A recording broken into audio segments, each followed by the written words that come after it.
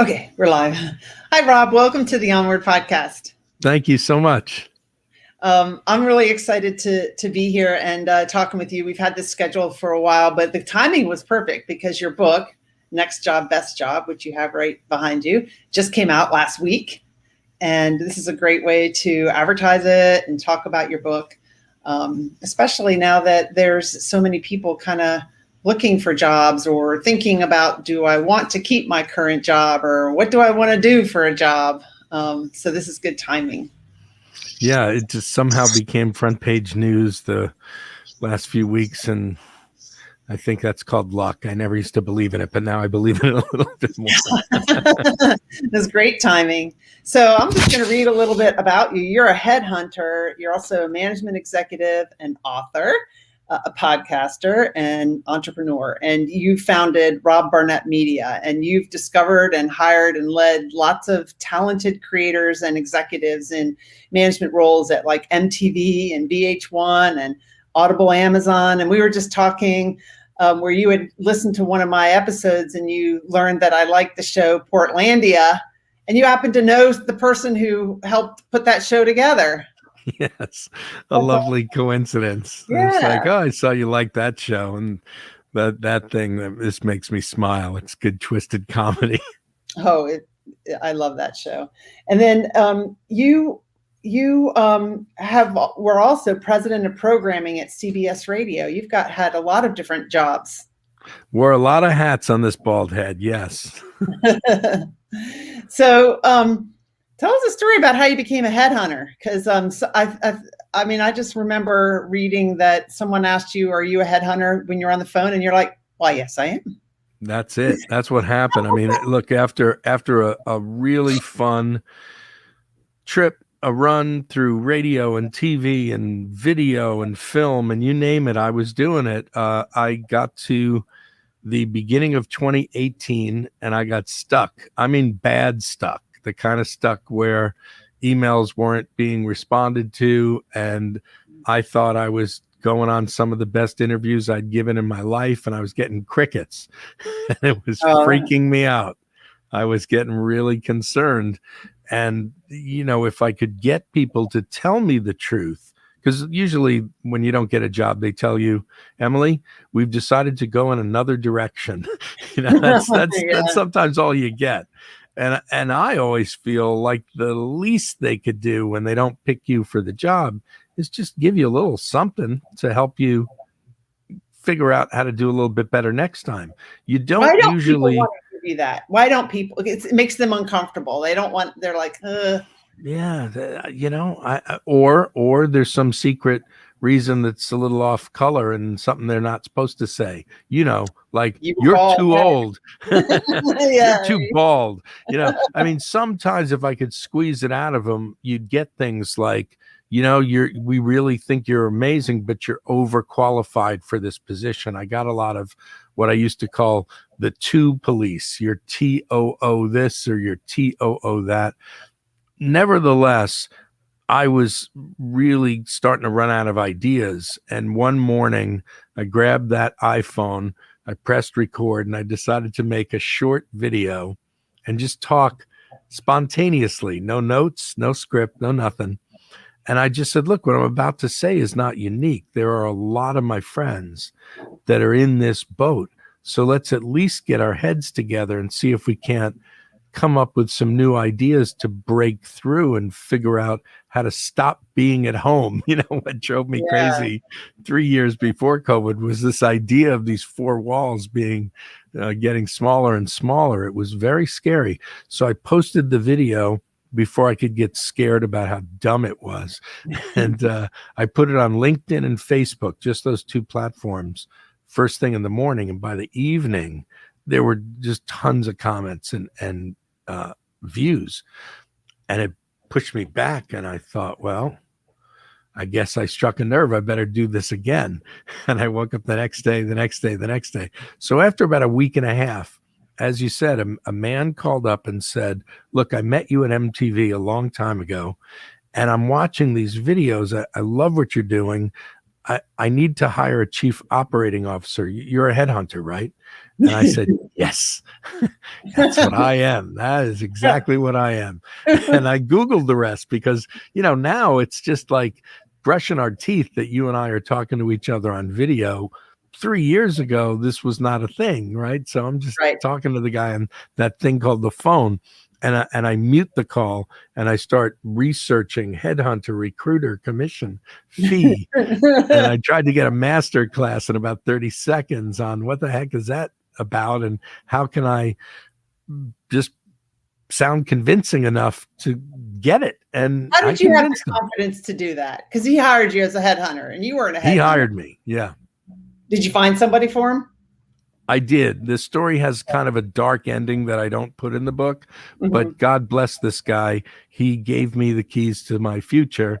There was some badness that took place that I just decided not to write about. But, like everything else, right? There's good, there's bad. We're all positive, there's negative. It really did change my mind about the next part of my working life. I felt that I had a great run, but that run was largely about me, Rob, being the guy, and the idea that hit me was that maybe it should stop being about me and be about everybody else that was stuck in that same position, because I had the ability to hire, discover, find, and groom a lot of people over 40 plus years. So it just occurred to me that maybe I had to Google some of the specifics, but when it came down to the core of helping you convince the hiring manager that the answer is Emily, I thought I'd be really great at that. And that's how it formed. What do you think, Gabe? What was it in your? And I see that we have some people watching, so let us know that you're here. Chime in. Let us know. Ask a question. What is it that gave you the confidence to say, yes, I'm a headhunter, instead of to say no? I mean, that was like a split-second decision. Well, I do believe sometimes that we need to think without thinking. And that is to some people called intuition. And some people, depending on what you believe, think that it comes from another place, right? Another place outside of yourself. I had some wacky woo-woo experiences in my 20s that opened me up to the idea that there were things out there that you knew that you didn't realize you knew. And I could take us into woo-woo land for the next hour, but I don't know if we'll go all the way there. But I did. That's another episode. But it really was. It was a moment. Let's call it a moment of intuition that said, "This is the right door. Walk through it." I think we're learning a little bit more about our brain. That's like your subconscious saying, yeah, go for it. And then your reptilian brain would say, no, you're leaving your comfort zone. Don't do it. And you didn't give that part of you time to do that. You just said yes, and you had to just go with it. You're not going to call up the guy and say, well, actually, I'm not a headhunter. So you went with it. That's right. Yeah. Well, and the reptilian part of me has mouths to feed, right? So I said, that'll feed them. Yeah. I mean, when people aren't even giving you an interview, let alone a job offer, there is that reptile lizard dude that goes, moolah. Yeah. So, you've helped a lot of people find jobs as a headhunter. You've had a lot of different jobs, and we, in my graphic that I spelled passion wrong, I've never known how to spell.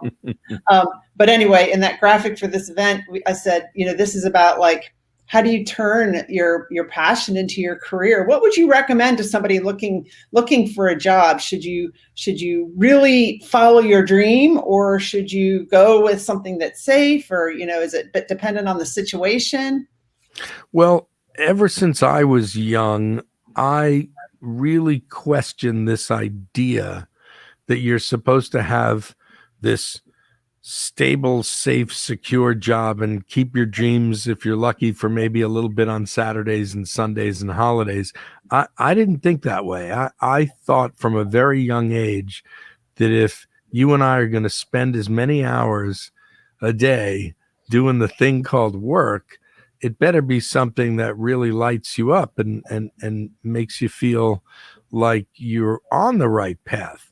In COVID, and I wrote this book, I started it right after lockdown. My editor and I would wake up, God bless Lisa, every morning at about 4:30 in the morning. And it was not just a mission, it was some kind of a COVID survival system. I think if it was true that there were many people before COVID asking themselves whether or not they're doing the work they really ought to be doing, there's tenfold more people thinking that now. Yeah. Because we've all become survivors of the most unexpected hard time and loss that we've ever seen. So the book is got a very specific title. It's not just about getting a job or getting the next one. It is about that investigation that we spoke about a second ago that begins in the heart, where you ask yourself, wait a minute, what is it that I feel I've always wanted to do? Where do I want to go? And that's an important conversation that takes a bit of time. And there really isn't anybody else who can give you that answer. One of the great miracles of my life has now become a page or two of this book. We got permission from him, Bob Dylan, to share something in here about how when you know what it is that you're supposed to do. Yeah. And so your grandmother says you'll know when you know. Okay, well. Yeah, well, that's grandma's mysticism. Yeah, my grandma Janie is the first wizard in this book, and then you build your way up to Bob Dylan, but they're both saying the same thing. They're both saying that there is a knowingness that only you can come up with. And then, you got to move into the logical part of your brain next and try to figure out whether that makes sense for you or not. And then the third and final step, and this becomes the real central part of the book, is how you represent, repackage, and here comes a word that most people really, really don't like, market yourself to get there and to be that person. People are so uncomfortable with that word, but so is every president of the United States, right? They got to wake up every morning and go, here I am. This is what I have to say. This is why I want this job, right? It's a part of the puzzle. And now, for many of us who knew a world that only had ABC, CBS, and NBC as a way to reach people en masse, now you and I have this and a million other platforms where nobody's stopping us from getting out there and actually being discovered directly on one of these tech platforms by the person who's going to hire us next. And I've had that happen. Well, I told you one story, but I've had this happen multiple times in my life because I happened to be sitting there on stupid Twitter at 10:30 at night one night. Poof, I met a multi-zillionaire that changed the fate of one of my previous companies. So I think it's really important for people to ask themselves why they cringe when they hear that word market yourself.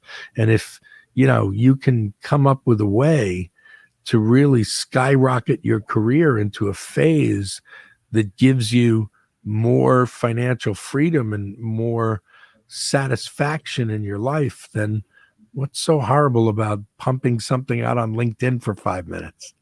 You're right. So we've got a couple of people that has said, listening and interested, and hello, Emily, great topic, but I can't see who you are because unfortunately with Facebook, you have to register your name for StreamYard. So let me comment again and let me know who it is that's watching. But you're so right.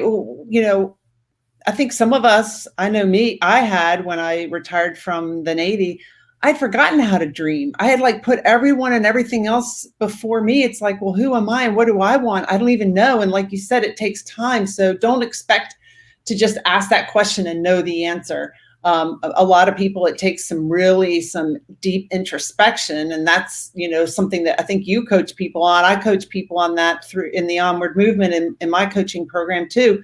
So I highly recommend everybody get a coach and get some, work with a coach somebody with whom you really resonate, and work on that, because I've done that the past couple of years, and I would not be where I am now without a coach, for sure. So, hi, yeah, Marie. I have to agree with you. I do think that sometimes people's LinkedIn's and resumes confuse themselves. They're like, well, I've done a little bit of baking, a little bit of butchering, and a little bit of candlestick making. And then I end up seeing a lot of resumes and LinkedIn's that have versions of Emily /this/that/this/that. And one of the great revelations I had in all the headhunting work and talking to and counseling thousands of people is that until you tell the world, I am a baker, then they're not going to see you as clearly as they need to see you. And your career is actually going to be kind of a little bit unfocused and stuck. And when a company is looking to hire somebody and going through God knows how many resumes and LinkedIn's, they don't want to see this kind of little bit of this, little bit of that. They're looking for specialists. They're not looking. I always say to people when they tell me, well, I'm a bit of a Swiss Army. I said, no, don't say Swiss Army knife. When they say, well, I'm a bit of a Jill of all, don't say I'm a Jill of all trades. Don't say it, because companies don't hire that way. They're looking for the best person they can find to do that specific job at that moment. That's kind of like when you're a coach, they tell you to really narrow down your niche. You don't want to say, I coach everybody. And anybody who needs help with anything, I coach you. No, you have to be really specific. So, yeah. Hi, Maria, and hi, Kay. Thank you for watching. And if you have any questions, let us know. And so it's scary to be specific, because you feel like, well, if I tell somebody that I'm an engineer, a materials engineer, but I also have a degree in electrical, I could do that too. What am I'm ruling out something, and so it makes you a little scared. This is a great point, Emily. It's a really great point. The person who plays 2 or 3 ideas at once believes, let's get back to that reptilian version of ourselves. They believe, especially in a case of need where the bank account's getting smaller and smaller and smaller, they believe that they've now increased their odds threefold. I've worked with people to explain to them that that is not the case, and that if you pick the one path that it's the primary path and you exclude those other 2 or 3 or 4, you've actually increased your odds. However, now you need to get as many potential companies into that swim lane as possible. You need to, get in front of a lot of people, but you got to get in front of a lot of people as the master roofer who can fix the roof now, not a roofer / general contractor / and this is the biggest stumbling block that I see folks make. Yep, this is true. Someone said, be specific about the position you're going for. Yes. And, I've had to kind of rebrand myself. So when I retired, my background was with the Navy. I was connected to a lot of people on LinkedIn. It was all because I was the head of small business for the Department of the Navy. And now I don't have that title. And I also don't necessarily want to do that kind of work. I don't want to help. I don't want to represent a company and say, Navy, you should buy from this company. And that's kind of the work I don't want to do. I want to be a coach. I want to coach people on living a life that they really love. And it's taken me a couple years to really find my voice, to get confident in that, because I had to go through a whole bunch of inner work to get to the point now where I could go on LinkedIn last week. I don't know if you saw it, and cried in front of everybody. I don't know what I was doing. Wasn't planning on that, but I went live and just kind of shared what I've been through in the past couple of years and why it's so important to me that people really create a life that they love living. And I didn't do that for a while. I mean, I remember once picking up my son at boarding school, and he was skateboarding, and he's like, I don't understand why we have to work until we're 80. When you're 80, you can't do these flips on the skateboard. Why do I have to work so hard now? Why can't I live my life now? And I wasn't as open-minded back then as I am now, but I understand what he was saying. He was saying, why can't I make a living doing what I love? That's inspiring. That is so inspiring. I remember having that thought once too at a younger age, which is, well, why does all the fun have to wait till some mythical end stage of retirement where my back really hurts. It's great that he said that and understood that there are alternative ways to do this. And by the way, this incredible silver lining has just been revealed after COVID. There's some beautiful new things that never existed before. Here's one. If you and I see a job right now that's 3,000 miles away from where we are, that's in a place where we ideally never thought we'd want to move to, there's a real possibility that you can get that job right now and stay where you are. And it's happening in my work. It's happening. Companies that hire me as a headhunter are starting to say they can work remote. And it's beautiful. It opens up so many new possibilities for people that thought they were stuck living in Cincinnati and working as close as possible. I mean, Covington, Kentucky's over the bridge. So now you got 2 states. Well, that person who lives in Covington can now work in Florida. There's incredible opportunities. So many more people that could be candidates for that company too. That's right. That's right. It's better for them. And then it opens up another whole thing. Now they're starting to say, well, wait a minute. Do we have to pay her that much if she's not moving to San Francisco? Right. But this kind of change is opportunity for people to rethink who they want to be and where they want to work. Yeah. And so how do you change your way of thinking if you've thought a certain way, for your whole life and you haven't really dreamed? How do you change your way of thinking and open yourself up to other possibilities? Well, I love what you said. Let's get them some coaches and headhunters and give them as much tough love as possible. I'll tell you a funny story. When I was working in my last job, I was at Audible, which is owned by Amazon. And I got a chance to work on some incredible projects while I was there.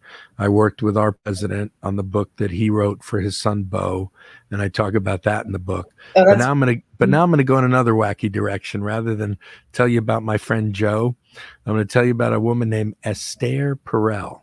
She is, and she doesn't like to be called a sex therapist. She's a sex therapist.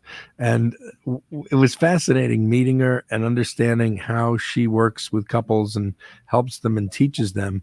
And one of the things that I realized she did was she had a one and done philosophy in a lot of her work, where she could bring a couple into probably a, let's call it, extremely expensive session, and in one session get right to the core of what's going on inside that relationship and go, here's what you need to do.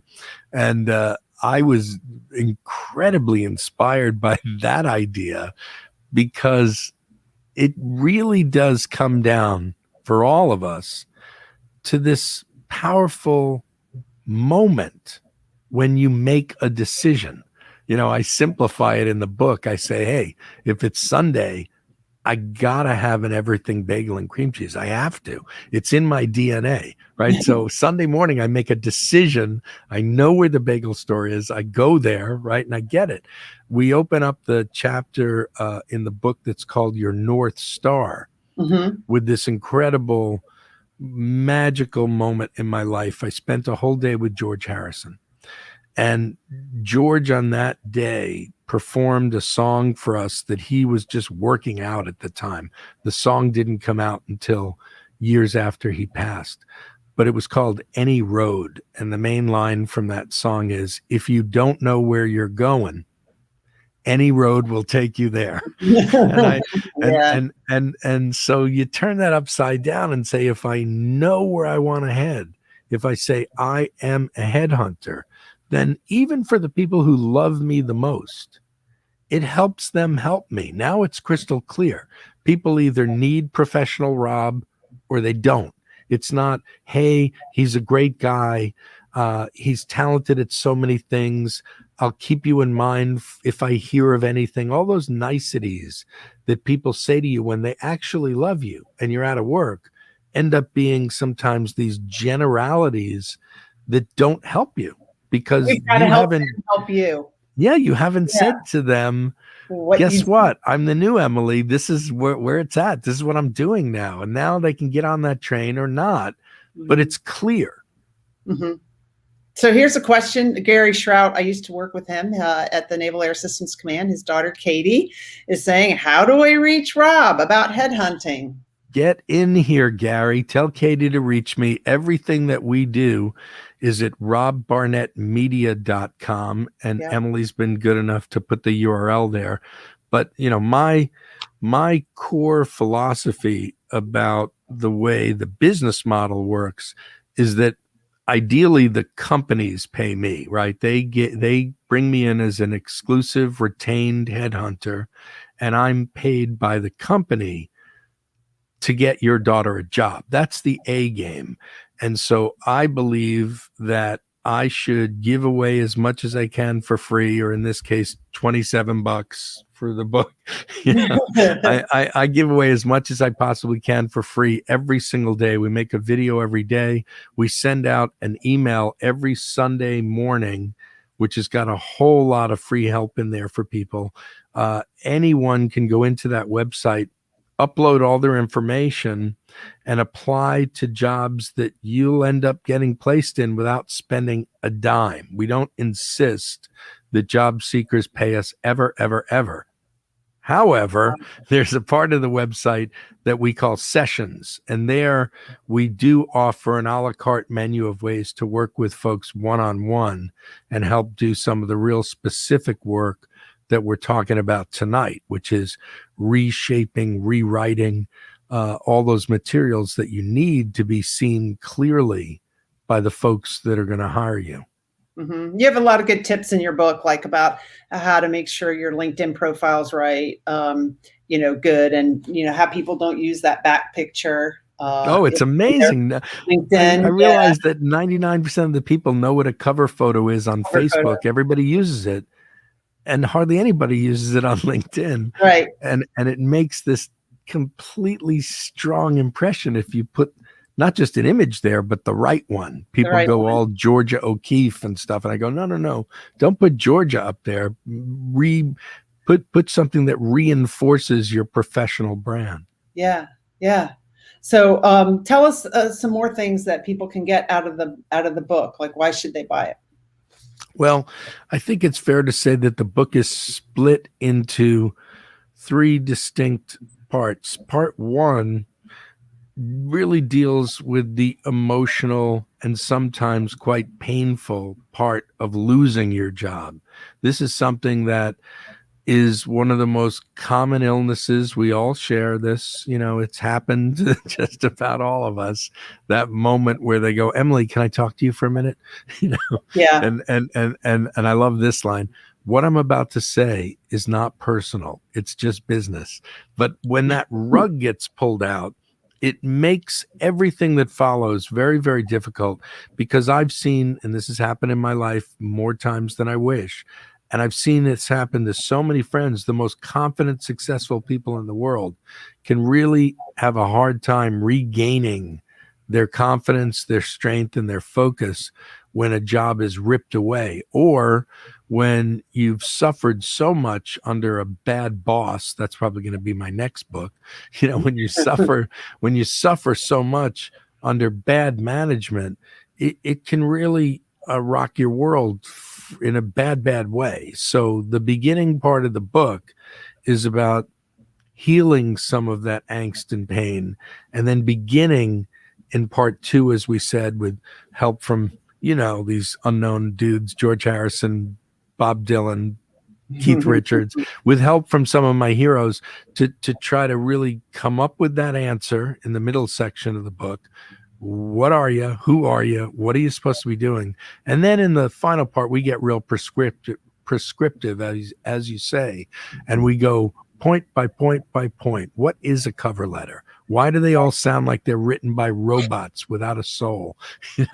How do you do LinkedIn? How do you use social media?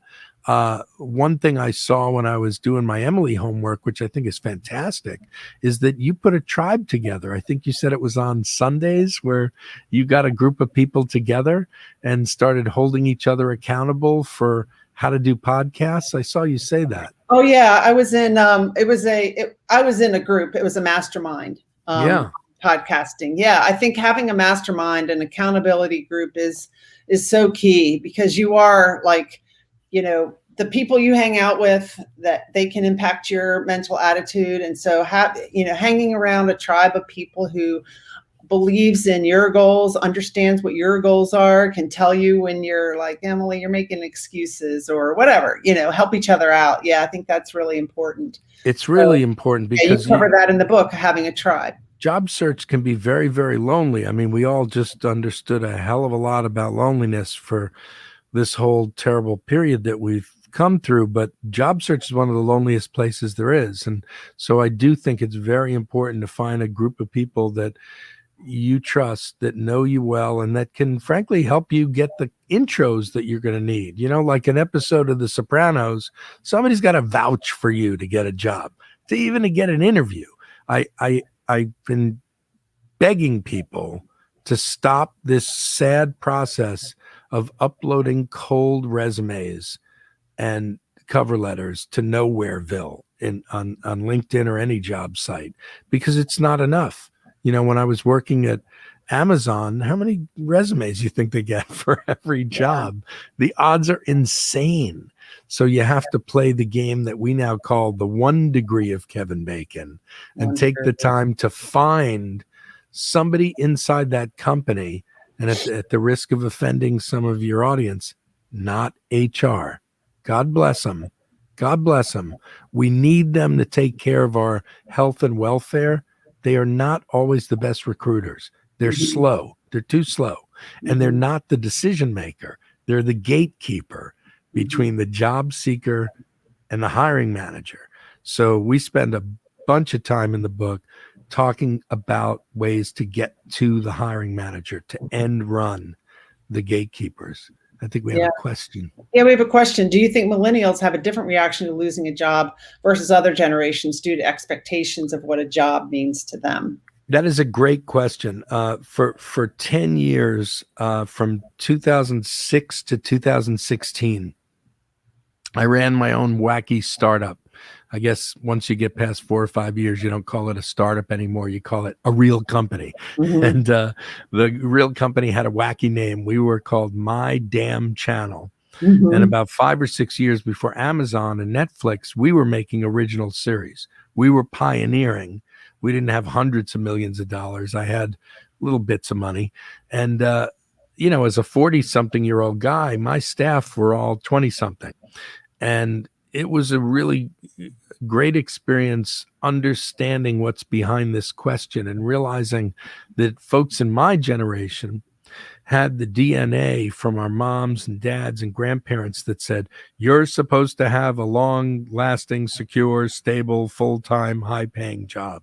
But younger generations really don't worship that same DNA and are much more comfortable with more frequent job change.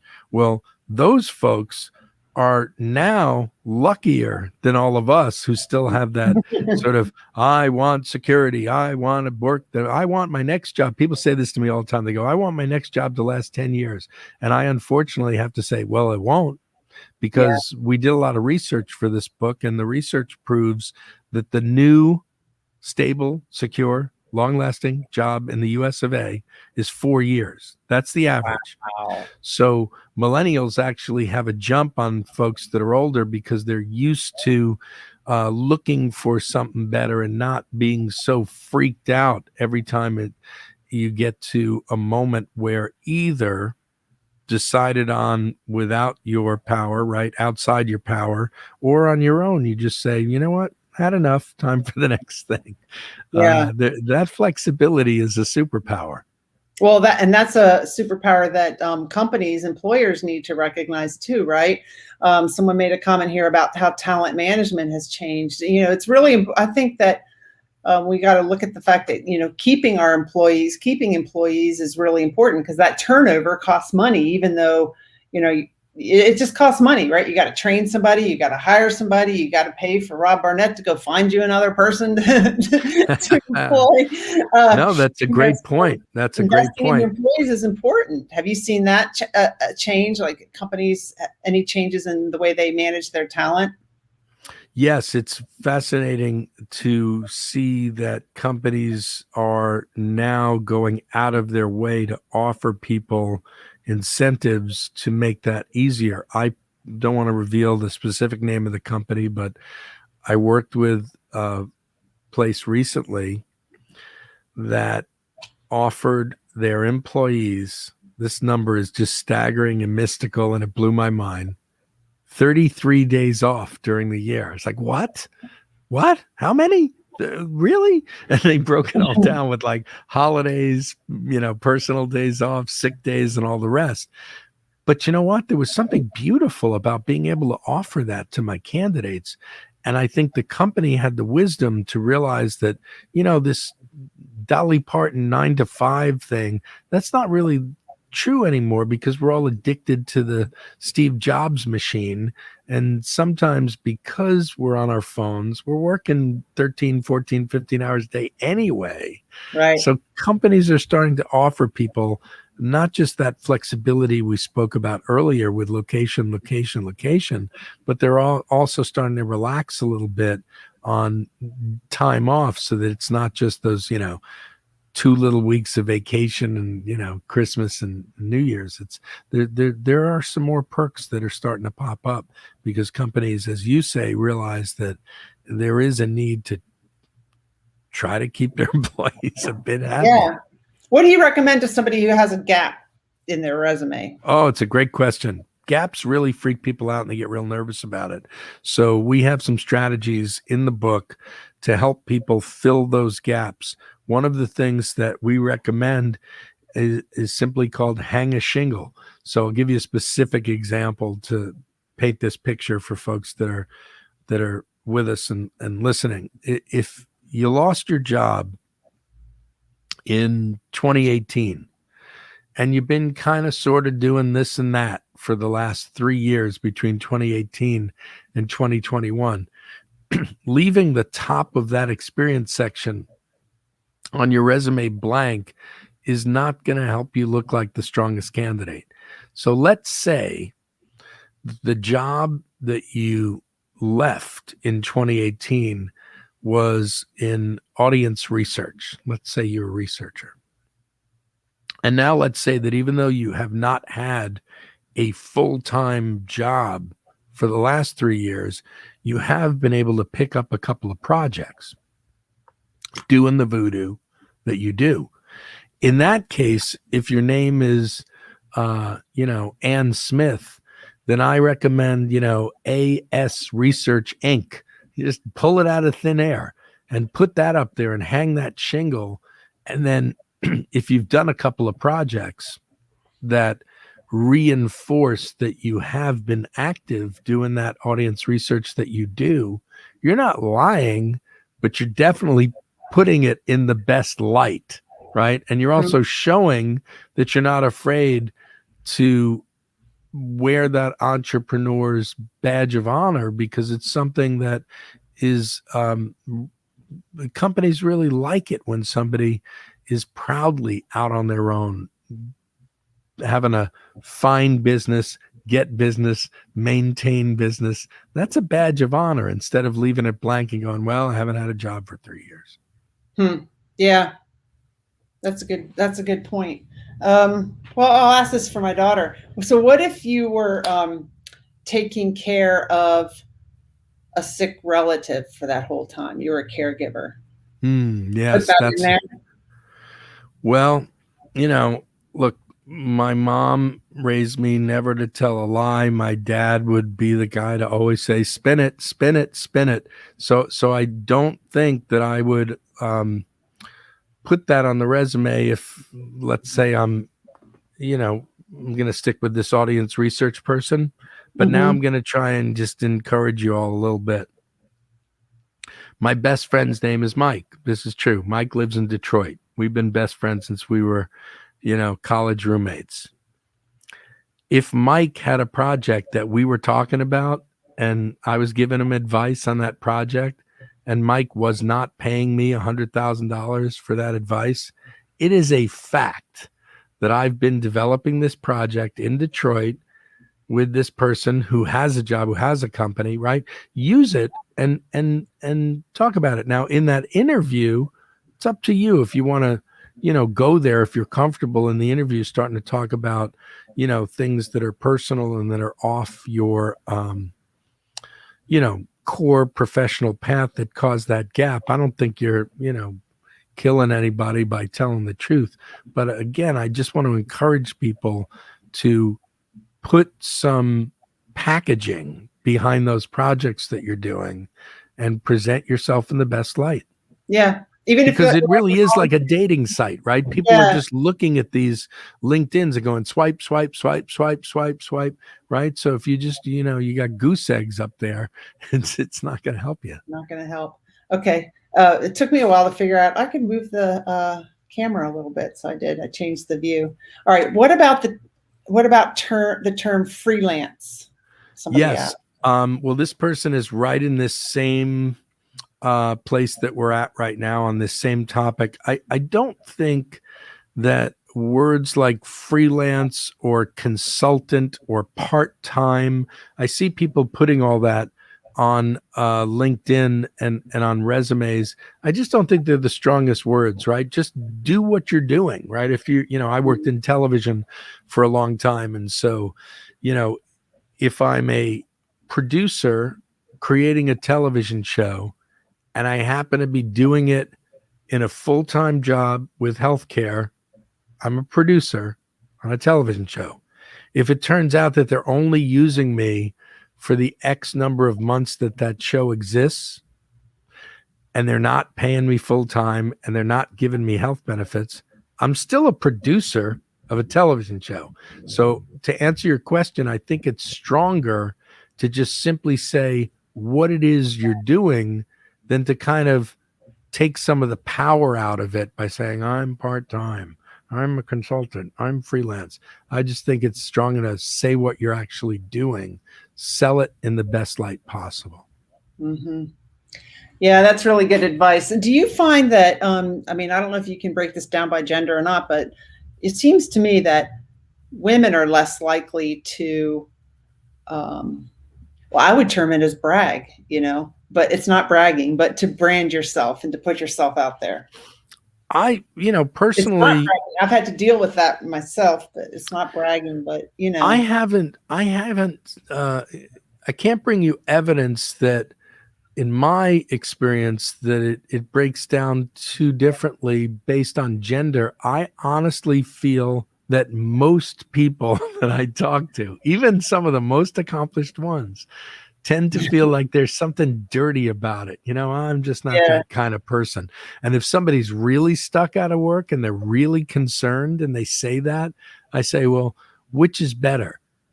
Not learning how to do this well in a simple, easy manner that takes 5 minutes a day, or freaking out of your mind that you can't pay the rent. It's not that hard a skill to learn. And so it really hasn't broken down by gender. It just seems to be most people say it. I just don't like doing it.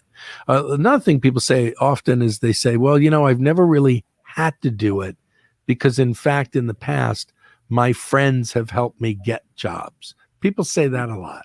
And that's very insightful because it gets back to our 1 degree of Kevin Bacon rule. Yes, it's going to happen because of one person that believes in you and says, you know what, she gets the shot. Let's go. So we have a couple more questions here. So someone says, how do we properly do cold outreach to grow our network when we have a brand new consulting company and need to start finding corporate clients? I'll say one thing not to do. Please don't email me in LinkedIn and ask if my company needs your help without us having it never met. Yes, they are kind of weird and you know them, you can see them coming a mile away. You get those LinkedIn messages and they're always really, really long.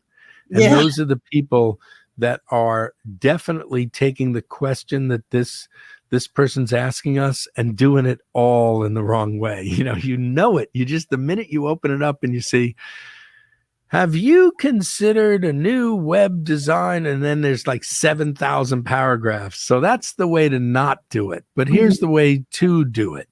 You definitely want to use LinkedIn as my favorite place in the world when it comes to building this professional network as big and wide as possible. So yes, let's just break it down super simply. Okay. Step one, go ahead and invite the people you want to invite that look like they're people you want to know. Just hit connect and hope that they connect back to you. If they connect back to you, always, always, and always send them a short. I mean short. It's spelled SHORT. A short note that thanks them and that offers them the opportunity to connect. Maybe you want to say something like, and I would be specific. I would say, hey, if you're open to it, I'd love to say hi for 20 minutes anytime in the next few weeks. I'm doing this. If it has any value to you, I'd love to be a resource. Something really short and simple. But then, like in real life, you're going to have to start seeing about the possibility of building a real dialogue with that person before you go pouncing and saying, I'm selling X, Y, and Z. You gotta think of it like real life a little bit. I hope that helps, and I'm happy to talk longer about it if you want to send me an email. Well, I mean, sometimes you can tell that they haven't done their homework. I mean, I don't know, like maybe you couldn't have told this from my website, but it's like, do you and your employees, need health care? Well, I don't have any employees. It's just me. And it's kind of easy if you knew me. So get to know the person before you just start offering things is something that I would say too. So yes. It sounds like you're saying to talk about skills you bring to the table. Is that true? So that's back when you were talking about your resume. Yes. You certainly on the LinkedIn and the resume, we want people to be as specific as possible about what those achievements and skills were. Don't just drop buzzwords. Don't just put all those keywords that everybody says you're supposed to use on a resume because you'll get found by search engine robots. I want people to drop real names, real companies, real projects. If you've got them, real statistics that prove that you've increased some business by 27%, whatever it is. You want the resume and the LinkedIn to be as specific as possible about these achievements and skills, not just buzzy name word drops. Then on the cover letter, that's where we've been counseling people to look at it in a completely different way than it's ever been done before. Most cover letters seem to be a robotic recitation of everything that's on the resume. And the cover letters seem to be me, me, me, me, me. I've done this. I've done that. I'm good at this. I'm good at that. Oh, and by the way, I really love your company. I'd be thrilled for an interview. And that's all they say about the company. I want the cover letter to be the polar opposite. I want the cover letters to be chock full of specific insights into that company, proving that you've done the homework that most of the candidates never do. And if you talk to the business more about them and less about yourself, the odds of getting an interview are a hell of a lot greater. That's a good point. And so when you do get the interview, you cover some of that in your book about when you get the interview, but I want to talk about that, but also how important are the recommendations on LinkedIn? Not they're like the more detailed reviews that people can give. They're very important. I do believe it's a great thing. Look, it's hard to ask your best friends for money when you're stuck. It's easy to ask them to write something great about you on LinkedIn. It helps a lot. Okay. to have people that have worked with you in the past speak about the specific accomplishments that you've done. Back to what we've been saying earlier, if you're having a hard time tooting your own horn, have somebody else toot it. That can be very, very powerful. I've gotten a lot of business over the last few years because sometimes clients will say things like, I read what people are saying about you, or sometimes they'll say, well, some of your services were a little too expensive, but then my husband read your references, and I think they really matter. Okay, so when you get the interview, what are some key tips that you have in there in your book about like interviewing? Yeah, we've got a whole chapter on it. I jokingly call it the perfect 30-minute interview because nothing's perfect, but we do try to give people as many tips as possible to maximize that 30 minutes. Somebody decided, I don't know who that person is, I wish they didn't exist, that all these interviews have to be 30 minutes. So the biggest mistake that I always made in the past is I thought that my job was to squeeze in enough of the greatest hits of Rob Barnett's career that Emily's just going to be so impressed and blown away, she's going to end up offering me the job. That's not a good strategy. By babbling on about my past too much, I've wasted so many of those 30 minutes getting you to talk about the company as you see it now and getting the two of us to have a conversation about where it needs to go. So the interviews should be much more focused on the present moment and what's next than they should be on the past. And therefore, if the resume and the LinkedIn are written within an inch of their life and they answer as many of the questions that will probably come up in the interview, then you've saved time. Right? If sometimes people go, well, why did you leave that job? And then you went to this and then you went to that. Well, you're wasting your whole interview on the past. So back to the resume for a second, I try to put in these little handles, right, that help people understand this company was sold and I left in 2016. Oh, okay. Well, then there's the answer. You want to really budget that time. And the last thing I'll say about interviews, and there's 20 more ideas in the book, but the number one thing you got to do, rehearse. Don't do a big job interview without calling on a friend who knows you professionally and getting them to take you on a run through.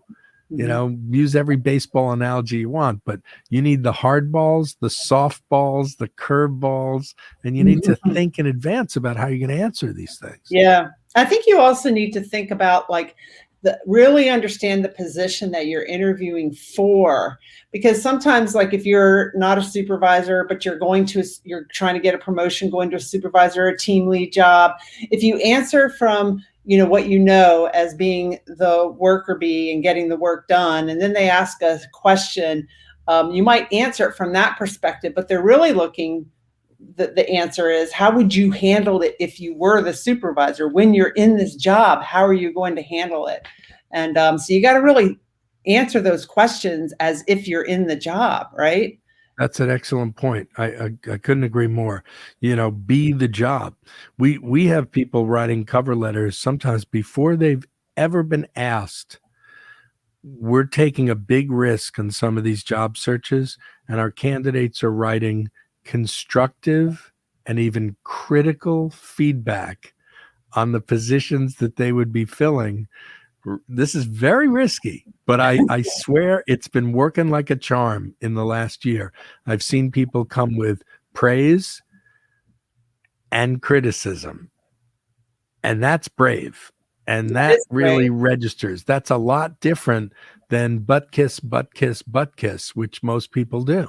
I mean, if you're a good hiring manager, I think that you would take a look at that and say, this is somebody I really want on my team, somebody who's going to be asking questions, because they're interviewing you not just to see if you can do the job, but is it somebody I can work with too, right? And you're interviewing them too, because you're trying to figure out, do I want to work with this person? So if it's somebody that's only going to be a yes person and only take yes for an answer, maybe you don't want to work with them. But if they react well to your constructive criticism, and this is where I think I could help you improve, then for me, that would be somebody I would want to work with. Yeah, these are good risks to take. I'm telling you, I got somebody in the finals not long ago who wrote some really critical stuff. And I called the guy and I said, "Are you sure you want to do this?" And he goes, "Yep." And it worked. Yeah. So yeah, those are all good things. So one thing I wanted to ask about too, because you talk a lot about this in your book, is, well, some of it is defining your North Star. Like, what does that mean to you when you say that defining your North Star is, and maybe we covered that earlier, but we didn't use that term. Yes, well, that's the term that I like to use the most for the core of defining who you are in the fewest vowels and consonants possible, so that when you go to the resume, by the way, I noticed this, almost every resume you ever see has the name and the street address and the zip code and the phone number. I think it's much more important to put up at the top, as big and bold as the letters Rob Barnett is, it should say Headhunter right there. I don't know why it isn't up north, right on top. Say, who are you? Because God forbid you're actually in a physical stack of resumes on somebody's desk. What's more important, the fact that you live on Jones Street or that you're selling what they need to buy? Same thing on LinkedIn. You've got your beautiful picture, you've got your name, and then right underneath it there, that's where I want people to define themselves in the fewest words possible, and not with characteristics. Don't say, "I'm experienced, I'm driven, I'm dedicated." None of that mumbo jumbo. Just, what is the job title that you are most likely to fill, the one that you want? And it doesn't necessarily mean, director or VP or SVP. Those titles are now, very different depending on the industries that you're in and the companies that you're in. But it's the functional title that should be your North Star. Awesome. So much good information about job searching and, going after what you really love, knowing your North Star. I wanted to bring up something that's a little bit off that topic, but you mentioned it in your book. Because this podcast is about facing adversity, moving forward, discovering yourself along the way. And, finding a job is an adversity that a lot of us are facing. Finding a job that's something that you really want to do, creating a life that you love. But you mentioned in your book about how your brother, Jeff, committed suicide. And, I think that you put it in the book. So you put in the book that you think it's important to talk about that. And what would you like to say about that? And how does talking about it help other people? Well, thanks for asking. I wrestled and wrestled and wrestled on whether or not I should put that in the book. It's the first time that something that terrible came as close as it did in my life. And within those first awful 24 hours, the only thing that came to me that made any sense was, again, a message of intuition. It didn't really come from my thinking mind. It just came from my guts. And it said, talk about this. And at that point, I already was making, and still do, a short video every single day. So that next day, one of the hardest days of my whole life, I said, I'm going to talk about it. I'm going to do it. I'm going to talk about it.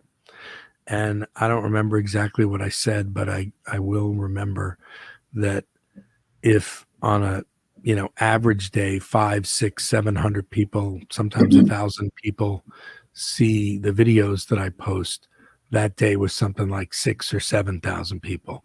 And that reinforced the fact that talking about it was important, with the hope, the very single specific hope, that it would perhaps help one person from taking their own life.